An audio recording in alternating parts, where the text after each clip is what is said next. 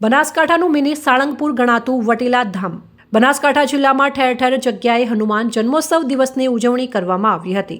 ત્યારે વડગામ તાલુકામાં ચંગવાડા ગામે વટીલા ધામ કે જે બનાસકાંઠાનું મિની સાળંગપુર ધામ તરીકે વિખ્યાત છે, જ્યાં વટીલા ધામ ખાતે વટીલા હનુમાનજી મંદિરે જન્મોત્સવ દિનની ભવ્યાતિ ભવ્ય રીતે ઉજવણી કરવામાં આવી હતી। સવારે માતૃદેવો ભવ પિતૃદેવો ભવના ભાવથી 150થી વધુ લોકોએ માતા પિતાનું શાસ્ત્રોક્ત રીતે પૂજન કરાવવામાં આવ્યું હતું। તે બાદમાં શોભાયાત્રા કાઢવામાં આવી હતી।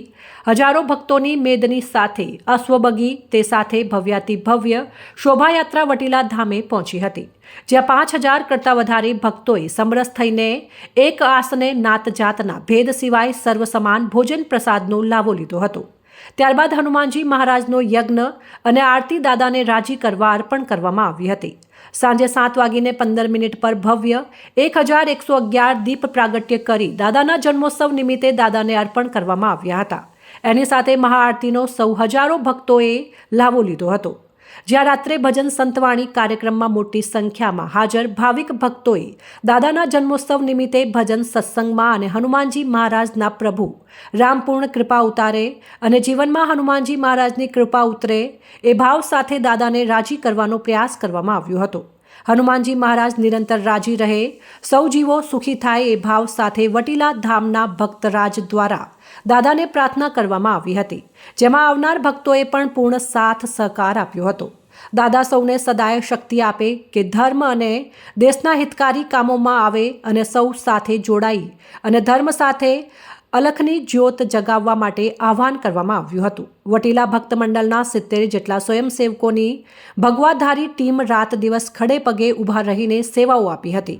દિવસ દરમિયાન ભક્તોની જનમેદની સવારથી રાત્રે 1 વાગ્યા સુધી વટીલા ધામના દ્વાર ખુલ્લા હતા, જેમાં મોડી રાત સુધી 50,000 કરતાં વધારે ભક્તજનોએ દર્શનનો લાભ લીધો હતો। અમે વટીલા ભક્ત મંડળના ભક્તો અને ગામના લોકો અમે દાદાનો ભવ્ય જન્મદિવસ ઉજવવા માગીએ છીએ, તો અમે સવારે વહેલા ઉઠીને ચંગવાડા ગામના ઝોપે અમારા વટીલા ભક્ત મંડળના જે ભક્તોની માતાઓ છે એમનું માતૃપૂજન અને પિતૃપૂજન થી શરૂઆત કરી છે દાદાના જન્મોત્સવની।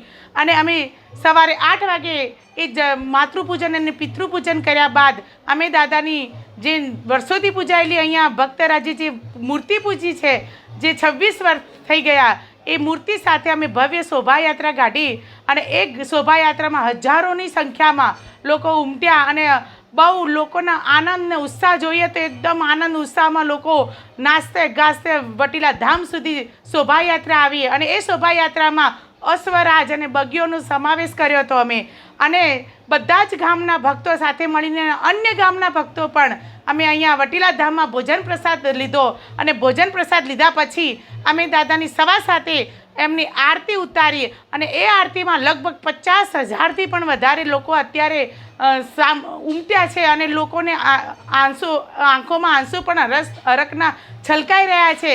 એ જોઈને અમને બહુ આનંદ થયો છે અને દાદાના જન્મોત્સવની અમે અહીંયા એક કેક પણ કાપી અને એમના જે અન્નકૂટ ધરવામાં આવ્યા છે એ અન્નકૂટની પ્રસાદ પણ અમે કરીશું અને 9 વાગે અમે ભવ્ય ફટાકડાની જે આતશબાજી કહેવાય આતશબાજી કરવાના છીએ અને 9 વાગે લોક ડાયરાની શરૂઆત થશે અને લોક ડાયરામાં અમને એવો અંદાજો છે કે લગભગ 50,000થી પણ વધારે લોકો ઉમટશે અને એકદમ સરસ આયોજન થઈ રહ્યું છે અને લોકો એકદમ આનંદથી ઉત્સાહથી લોકો આનંદ માણી રહ્યા છે। અમને બહુ આનંદ થયો છે અને લોકો પણ ખુશ છે।